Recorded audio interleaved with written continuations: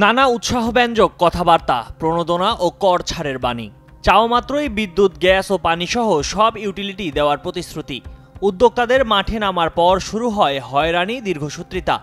উচ্চ সুদে ব্যাংক ঋণ নিয়ে যখন মাঝপথে উদ্যোক্তারা আটকা, চালু হচ্ছে না শিল্প, তখন ব্যাংক থেকে নেওয়া ঋণের কিস্তি পরিশোধের চাপ। এক পর্যায়ে খেলাপির তকমা। এভাবে অনেক উদ্যোক্তা শিল্প চালু না করেই এখন ঋণ খেলাপি হওয়ার খাতায় নাম লিখিয়েছেন। সবচেয়ে বেশি ক্ষতির মুখে সরকারি, বেসরকারি উভয় ধরনের বিশেষ অর্থনৈতিক অঞ্চলের শিল্পোদ্যোক্তারা। তারা না পাচ্ছেন গ্যাস, বিদ্যুৎ, পানির মতো ইউটিলিটি সুবিধা, না পাচ্ছেন শিল্প চালুর সুযোগ। উদ্ভূত পরিস্থিতিতে 7 বছর ধরে জমি ইজারা নিয়েও বিনিয়োগে আসেনি বহু কোম্পানি। তথ্যউপাত্ত বিশ্লেষণ ও ভুক্তভোগী উদ্যোক্তাদের সঙ্গে কথা বলে পাওয়া গেছে এমন চিত্র। 2017 সালের শুরুতেই দেশের বৃহত্তম শিল্পনগরী চট্টগ্রামের মিরসরাইয়ে জাতীয় বিশেষ অর্থনৈতিক অঞ্চলে কারখানা করার জন্য জমি চায় দেশের বড় শিল্পগোষ্ঠীগুলো। এসব কোম্পানির মধ্যে বেশিরভাগকেই জমি ইজারা দেওয়া হয়েছে, অথচ কারখানা স্থাপনের পর বছরের পর বছর মেলেনি সুবিধাগুলো।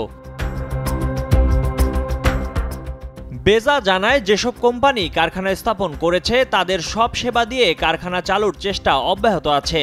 বর্তমানে যেসব কারখানা চালু আছে তাদের পর্যাপ্ত পানি আছে। মুহুরী নদীর পানি শোধন করে আনার প্রকল্প প্রায় শেষের দিকে। ওই প্রকল্পের পর্যাপ্ত পানি কারখানাগুলোতে আসতে পারে।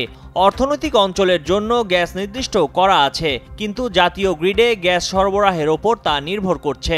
এরই মধ্যে গ্যাস সংযোগ নিয়ে কিছু কারখানা চালু হয়েছে।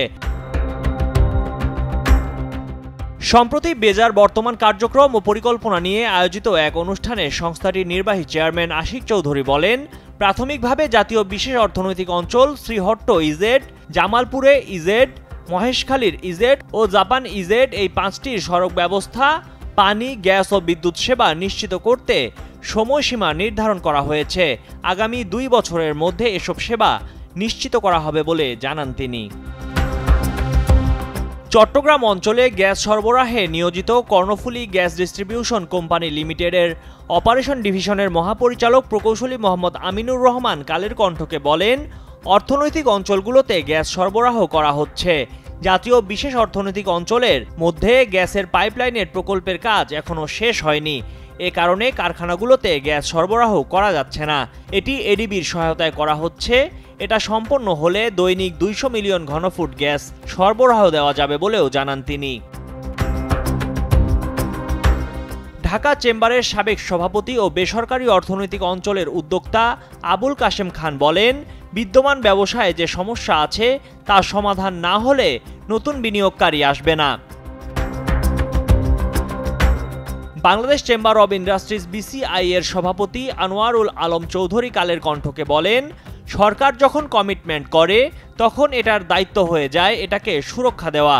সরকারের প্রতিশ্রুতির উপর ভিত্তি করে ব্যবসায়ীরা বিনিয়োগগুলো করেছেন।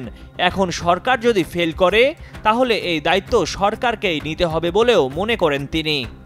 ময়ূখ ইসলাম, কালের কণ্ঠ ডেস্ক।